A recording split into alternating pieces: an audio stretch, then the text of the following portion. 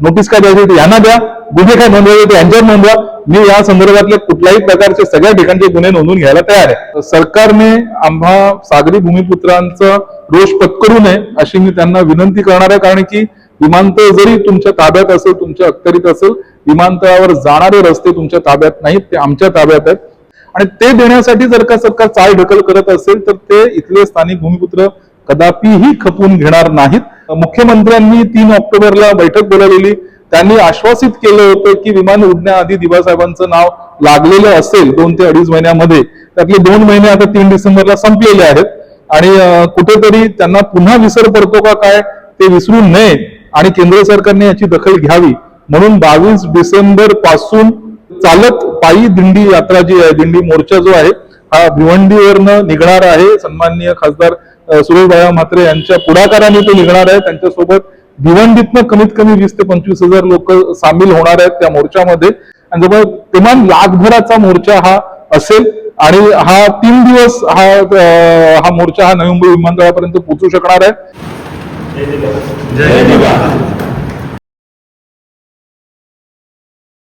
तर नमस्कार मित्रांनो, जय दिबा.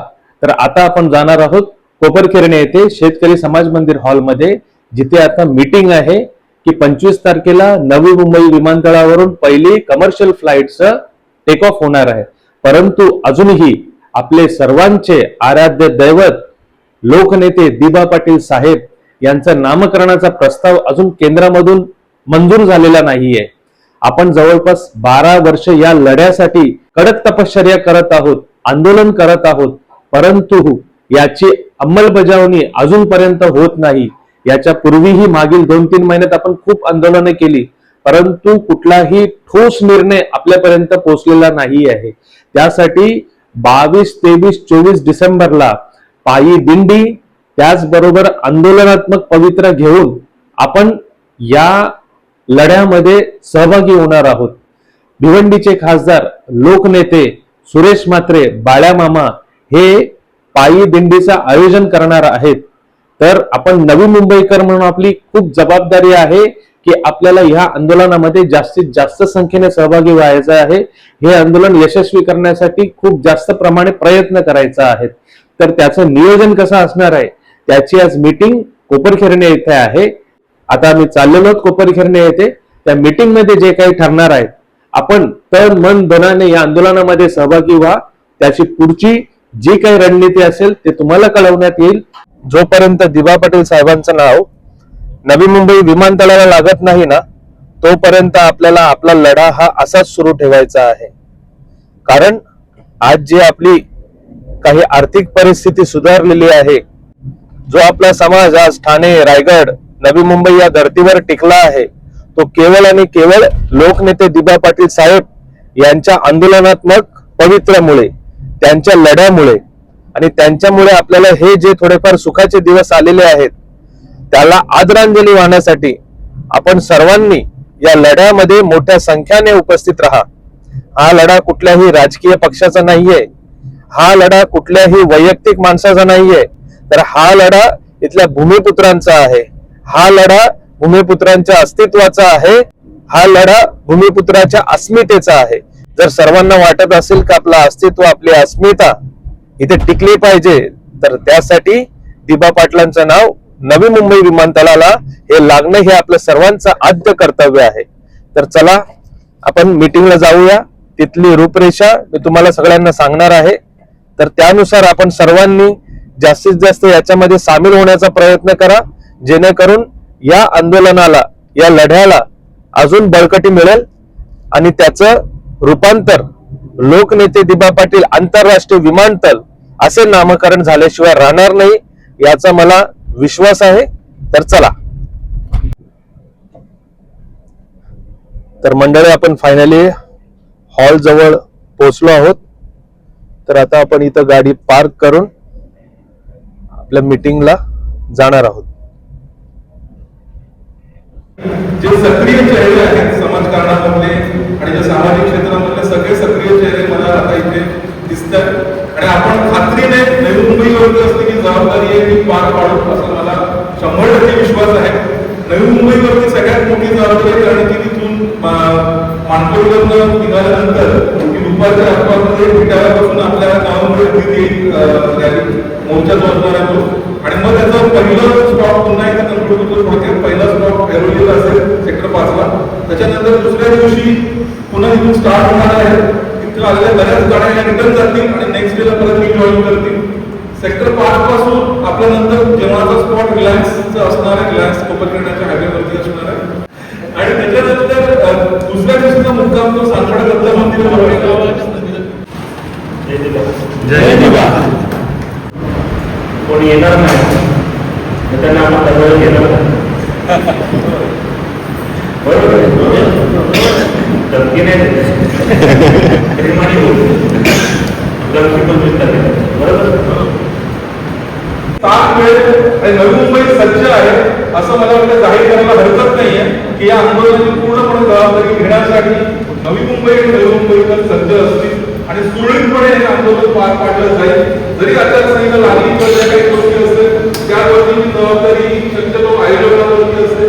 त्यामुळे आजचे जे प्रमुख आयोजक बाळामा स्वतः आहे आणि आचारसंहिता आहे किंवा केस लागेल किंवा काय असेल त्या टायमाला सरळ बोट कोणाकडे दाखवायचं, माझ्याकडे दाखवायचं, बाळाकडे दाखवायचं. हे अध्यक्ष आहेत संस्थेचे, ह्यांच्या नावाने नोंद करून घ्या. मागच्या वेळी सुद्धा जेव्हा आंदोलन झालं आम्ही भारत बंद पडला गेला तेव्हा त्या 12.5 टक्क्याचा जन्म झाला. त्यावेळी कुठलीही संसाधनं नव्हती, ना टेलिफोन होते, ना मोबाईल होते, ना कुठलीही नव्हती. तरी लोक इतकी जागरूक होती विषयाच्या प्रती की जेणेकरून तिथे तेवढं मोठं आंदोलन 84 मध्ये झालं होतं. आज त्या गोष्टीला 40 वर्ष उलटलेली आहेत आणि तितक्याच मोठ्या ताकदीचं आंदोलन यावेळी होणार आहे. कारण की यावेळेच्या आंदोलनामध्ये 5 किल्ले सामील झाले. त्यावेळेचं आंदोलन हे थोड्या पट्ट्यातलं ते आंदोलन होतं. आत्ताचं आंदोलन आपल्या 5 जिल्ह्याच्या ठाणे, भिवंडी, डोंबिवली, कल्याण सगळ्या भागातले लोक जागरूक आहेत. त्यामुळे खूप मोठं ऐतिहासिक आंदोलन असेल. तुम्ही सगळे इतिहासाचे साक्षीदार असणार आहेत. इतिहासाला हातभार लावणारी लोक असणार आहेत. तुमच्या सर्वांची नावं ही सुवर्ण अक्षराने इतिहासात कोरली जाणार आहेत. त्यामुळे आपल्याला खूप मेहनत घेण्याची आवश्यकता आहे आणि ते पण मेहनत घेण्यासाठी सज्ज आहोत असं मी इथे माझ्या भावना व्यक्त करतो. सगळ्यांचे पुन्हा एकदा आभार. थँक्यू. आणि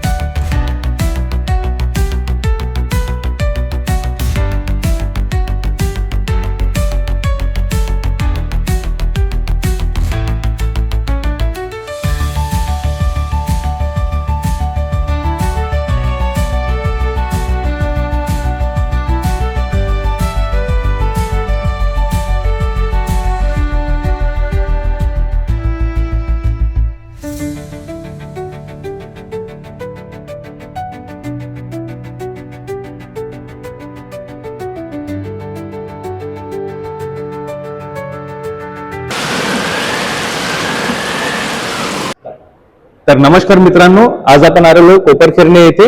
त्या काळामध्ये एक भव्य मोठं आंदोलन होणार आहे. तर सन्माननीय निलेश पाटील साहेब आगरी कोळी युथ फाउंडेशनचे अध्यक्ष आहेत. तर यांना मी विनंती करतो की तो मोर्चा कशा स्वरूपाचा असेल, त्याची रणनीती कशी असेल याच्यावर त्यांनी योग्य ते मार्गदर्शन करावं. आपल्या सगळ्यांना कल्पना आहे की लोकनेते दिवा पाटील साहेब यांचं नाव आंतरराष्ट्रीय विमानतळाला, नवी मुंबई आंतरराष्ट्रीय विमानतळाला देण्याचं लोक मागणी आहे, लोकांचा आग्रह आहे. गेले 11 ते 12 वर्ष या संदर्भातलं सातत्याने मागणी केली जात आहे आणि गेले 4 वर्ष फार तीव्र भावना लोकांनी व्यक्त केलेल्या आहेत. 24 जून 2021 साली या संदर्भामध्ये लाखोंच्या संख्येने कोविड काळात सुद्धा लोक रस्त्यावर उतरली होती या मागणीसाठी आणि त्याची दखल घेऊन तेव्हाचं तत्कालीन ठाकरे सरकार आणि त्याच्यानंतर आलेले महायुती सरकार दोघांनीही कॅबिनेटमध्ये या संदर्भातला ठराव पास केला. पुढे विधानसभा आणि विधान परिषद ठराव पास करून तो केंद्राकडे पाठवला गेला, पण आता जवळपास 3 वर्ष उलटलेली आहेत. केंद्राने त्याच्यावरती कोणतीही हालचाल केली नाहीये. केंद्र सरकारकडे तो ठराव प्रलंबित आहे. त्यामुळे लोकांच्या ज्या भावना आहेत त्या खूप तीव्र झालेल्या आहेत. आमचा जो स्थानिक सागरी भूमिपुत्र आहे, जो ठाणे, रायगड, पालघर या आणि मुंबई उपनगर अशा 5 सागरी जिल्ह्यांमध्ये पसरलेला आहे. आगरी, कोळी, कराडी, कुणबी, आदिवासी, 12 पदवीधर बहुजन समाज हा त्याच्यामध्ये येतो आणि या समाजाचं प्रतिनिधित्व हे दिवा पाटील साहेब करत होते. आणि दिवा साहेबांनी फक्त या समाजापुरता नव्हे तर संपूर्ण महाराष्ट्रासाठी, संपूर्ण देशासाठी योगदान दिलेलं आहे. म्हणजे अगदी संयुक्त महाराष्ट्र चळवळीत त्यांना 11 महिने तुरुंगवास भोगावा लागलेला आहे. त्याचबरोबर जे स्त्री भ्रूण हत्येविरुद्धचा कायदा दिवा साहेबांनी आणला, जो पुढे देशाला लागू झालेला आहे. जमिनीच्या बदल्यात जमीन हा जो कायदा आला 12.5% आणि पुढे जाऊन नवीन जो काही भूसंपादन पुनर्वसन कायदा 2013 मध्ये आला, त्याची जी पालमुळं आहेत, त्याचा जो पाया आहे तो रचण्याचं काम हे दिवा पाटील साहेबांनी केलेलं होतं. कुळ कायद्याच्या माध्यमातून शेतकऱ्यांना जमिनीचं मालक असणाऱ्या शेतकऱ्यांना जमिनीचं मालक जे आहे ते दिवा साहेबांनी केलं होतं. त्यामुळे त्यांचं योगदान हे पूर्ण भारतभर आहे. आणि अशा या माणसाच्या या जमिनीवरती, मायभूमीवरती हा विमानतळ येऊ घातलेला आहे. आणि ते देण्यासाठी जर का सरकार चालढकल करत असेल तर ते इथले स्थानिक भूमिपुत्र कदापिही खपवून घेणार नाहीत. आणि त्याचा जो कोविड काळामध्ये एक त्याचा इशारा दिला होता लोकांनी, आणि कुठेतरी सरकारला त्याचा विसर पडतो का काय असं आम्हाला वाटायला लागले. त्यासाठी 6 ऑक्टोबरला सुद्धा आंदोलनाची हाक दिली गेली होती. 14 सप्टेंबरला सन्माननीय भिवंडीचे जे खासदार आहेत सुरेश बाळा म्हात्रे यांनी मोठी अशी भव्य अशी कार रॅली काढली होती. जवळपास 4 ते 5 हजार वाहनं त्याच्यामध्ये सामील झाली होती. त्याची दखल घेऊन सन्माननीय मुख्यमंत्र्यांनी 3 ऑक्टोबरला बैठक बोलावलेली. त्यांनी आश्वासित केलं होतं की विमान उडण्याआधी दिवासाहेबांचं नाव लागलेलं असेल 2 ते 2.5 महिन्यामध्ये. त्यातले 2 महिने आता 3 डिसेंबरला संपलेले आहेत. आणि कुठेतरी त्यांना पुन्हा विसर पडतो का काय ते विसरू नये आणि केंद्र सरकारने याची दखल घ्यावी म्हणून 22 डिसेंबर पासून चालत पायी दिंडी यात्रा जी आहे, दिंडी मोर्चा जो आहे हा भिवंडीवरनं निघणार आहे. सन्माननीय खासदार सुरेश बाळा म्हात्रे यांच्या पुढाकाराने तो निघणार आहे. त्यांच्यासोबत भिवंडीतनं कमीत कमी 20 ते 25 हजार लोक सामील होणार आहेत त्या मोर्चामध्ये. आणि कल्याण डोंबिवलीची मंडळी सुद्धा त्याला ऍडिशनली ऍड केली जाणार आहेत, जॉईन होणार आहेत. त्याच्यानंतर ठाणे, पालघर भागातनं लोक त्याच्यामध्ये जॉईन होणार आहेत. नवी मुंबई असेल, उरण, पनवेल असेल, मुंबई असेल, ती सर्व लोक जॉईन होणार आहेत. आणि जवळ किमान लाखभराचा मोर्चा हा असेल. आणि हा 3 दिवस हा मोर्चा हा नवी मुंबई विमानतळापर्यंत पोहोचू शकणार आहे. पहिल्या दिवसाचा जो मुक्काम आहे तो ऐरोलीमध्ये असणार आहे नवी मुंबईमध्ये. दुसऱ्या दिवसाचा मुक्काम जो आहे तो सानपाडा परिसरामध्ये असणार आहे. आणि तिसऱ्या दिवशी तो बेलापूरच्या आसपास नवी मुंबई विमानतळाच्या ज्या परिघामध्ये तो पोहोचू शकणार आहे. आणि तोपर्यंत जर का सरकारने याची दखल घेतली नाही तर बेमुदत धरणं आंदोलन तिथे सुरू होईल. आणि सरकारने आम्हा सागरी भूमिपुत्रांचा रोष पत्करू नये अशी मी त्यांना विनंती करणार आहे. कारण की विमानतळ जरी तुमच्या ताब्यात असेल, तुमच्या अखत्यारीत असेल, विमानतळावर जाणारे रस्ते तुमच्या ताब्यात नाहीत, ते आमच्या ताब्यात आहेत. त्यामुळे आमची जी भावना आहे, ते आमची जी सहनशीलता आहे, तिचा अंत सरकारने पाहू नये. आणि इतकंच नव्हे तर अजून एक इशारा आहे की जर का येणाऱ्या महापालिका निवडणुका तोंडावरती आहेत, त्याच्यामुळे त्याची सुद्धा जी दखल आहे ती सरकारने त्या गोष्टीची त्यांच्याकडे लक्षात ठेवायची आहे. त्यामुळे ते त्यांना खूप भारी पडू शकतात. त्यामुळे लोकांच्या भावनांशी खेळू नका. दिवा आम्हाला देवा समान आहेत, वडिलांसमान आहेत.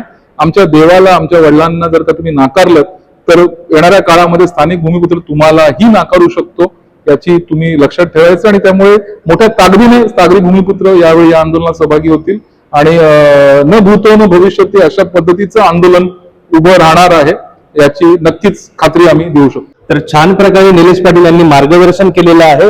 परंतु जर नाही झालं, योग्य तो निर्णय नाही झाला, तर मग तुमची भूमिका याच्यावर काय असेल, सर्व भूमिपुत्र काय निर्णय घेणार आहेत याच्यावर आपण थेट प्रकाश टाकावा. नक्कीच, म्हणजे याचा एक खूप मोठा भडका आंदोलनाचा उडू शकतो, जो आम्हाला सुद्धा आउट ऑफ कंट्रोल हे आंदोलन करायचं नाहीये. फार मोठी लॉ अँड ऑर्डरची सिच्युएशन क्रिएट होऊ शकते, जी आम्हाला करायची नाहीये. आम्ही आतापर्यंतची सगळी आंदोलनं ही संविधानाच्या मार्गाने कायद्याला धरून प्रशासनाला सहकार्य करूनच केलेली आहेत. मात्र सहनशीलतेचा जर का अंत झाला तर मग बऱ्याच गोष्टी या कंट्रोलच्या पलीकडे जातील. त्यामुळे ते पाळी येऊ देऊ नये अशी आमची सरकारला पुन्हा विनंती असेल. आणि एक गोष्ट पुन्हा की इथे महापालिकांच्या निवडणुका लागलेल्या आहेत. मग ते नवी मुंबई महानगरपालिका असेल, मुंबई महानगरपालिका असेल, ठाणे महानगरपालिका असेल, कल्याण डोंबिवली महानगरपालिका असेल, पनवेल महानगरपालिका असेल, मीरा भाईंदर महानगरपालिका असेल, वसई महानगरपालिका असेल, या सगळ्या महानगरपालिकांमध्ये भूमिपुत्र, स्थानिक भूमिपुत्रचा एक मोठा रोल, मोठा वोट शेअर याच्यामध्ये आहे.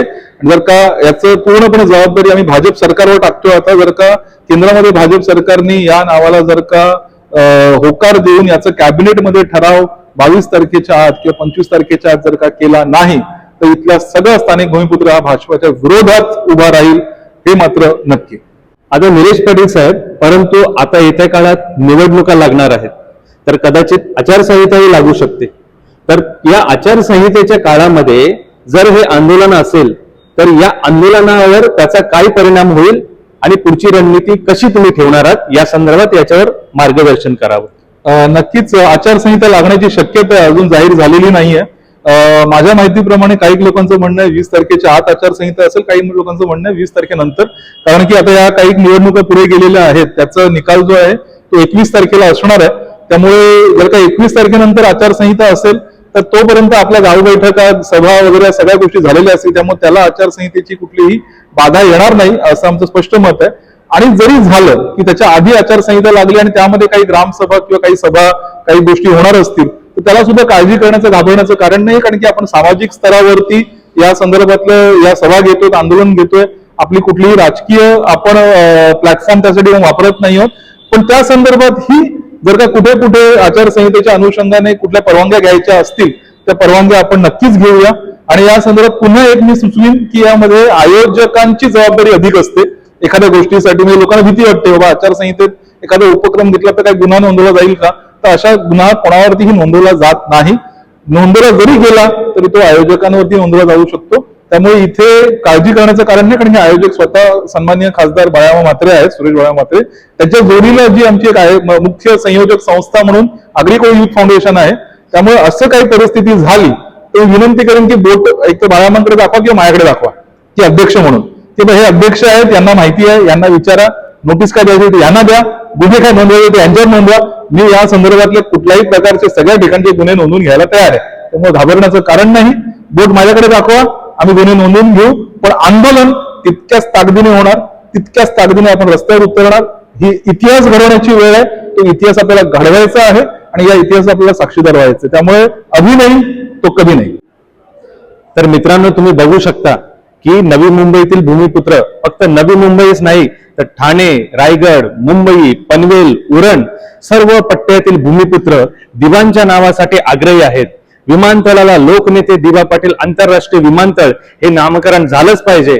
तर सरकारला आणि लोकप्रतिनिधींना आमचा आग्रह असेल की तुम्ही लवकरात लवकर विमानतळाचं नामकरण लोकनेते दिवा पाटील आंतरराष्ट्रीय विमानतळ असं करा. म्हणजे प्रत्येक जण तुमच्या सोबत असेल आणि तुम्हाला नेहमी साथ देईल. तर चला, आज तुमची रजा घेतो.